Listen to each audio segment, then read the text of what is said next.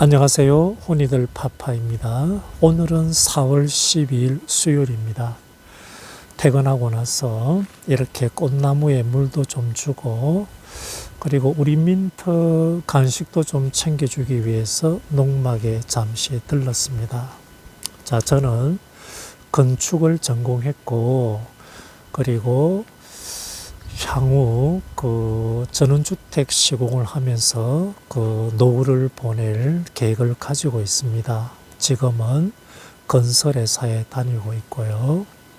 제가 이렇게 휴대폰을 잠시 켠 이유가 뭔가 하면 지난 일요일 날 제가 일찍 와가지고 좀 일을 끝내고 집에 가는 길에 저희 이 농막 초입에 약 5년 전에 목조주택을 시공하고 나서 기촌하신 분이 계십니다. 같은 창원분이고 해가지고 여러 번 이렇게 말을 나눴던 기억이 좀 났었는데요.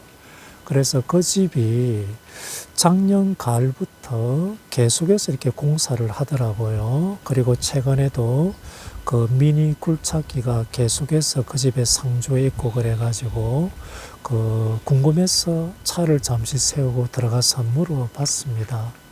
자, 물어보니까 부엌이 너무 좁아가지고 부엌을 좀 증축했고 그리고 마당에 우수가 잘 빠지지 않아가지고 이렇게 조경을 새로 하고 있다 말씀을 하시더라고요.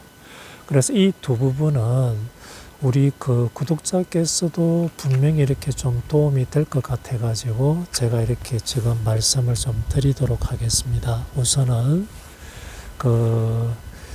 건축을 계획하시거나 또는 이제 설계를 진행하시고 계시면 평면도를 결정하기 전에 주변에 전문가가 있으면 조언을 구하든지 아니면 건축 카페에다가 평면도를 올려가지고 좀 어떻는가 한번 좀 물어보십시오. 보통 일반인이라 그러면 치수 개념이 좀 약합니다. 예를 들어서 부엌 폭이 3m다 또는 화장실이라든지 다용도실 폭이 1.6m인데 어떻습니까? 적당합니까? 이렇게 판단하기 좀 힘들지 않습니까? 나중에 건축하게 되면 벽체 두께 때문에 폭은 좀 더 줄어들겠죠. 그래서 설계를 결정하시기 전에 미리 이렇게 조언을 구해가지고 나중에 후회하는 일이 없도록 이렇게 했으면 좋겠습니다. 그 다음에 이제 두 번째가 조경공사인데요. 이 집도 최근에 비만 오면 땅이 질척거려가지고 결국 이제 비가 제대로 이렇게 외부로 빠지지 않는다 그 말이겠죠. 그래서 우수 집수정을 새로 다시 깔고 그리고 구배 소위 말하는 물매라 그러죠. 물매를 이제 집수정 쪽으로 좀 경사가 급하게 해가지고 새로 이렇게 흙을 좀 평탄화 작업을 하고 있더라고요. 자, 그러고 나서 잔디를 깔고 그리고 나무도 이제 한두 그루 정도 위치를 좀 옮긴다 그럽니다.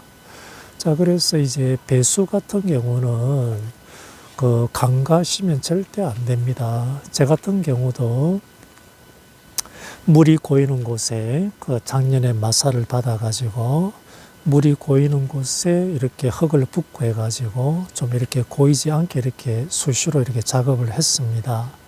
이쪽에 한번 보시게 되면 좀 물길이 나와 있죠. 이거는 시각적으로 좀 보기 싫은데 이렇게 마당에 비가 오고 나서 이 우수가 이 피수로를 통해 가지고 이 아래쪽에 보시게 되면 100mm PVC 관이 묻혀져 있습니다.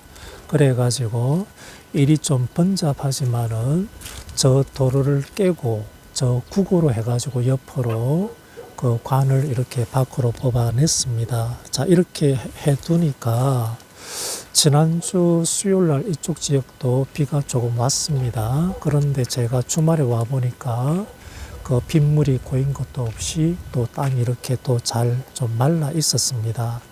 그래서 잔디를 키우거나 또는 나무를 제대로 키우기 위해서는 배수 이게 상당히 중요하니까 이거를 그 토목 공사 하실 때 좀 신경을 쓰는 게 아마 좋을 것 같습니다.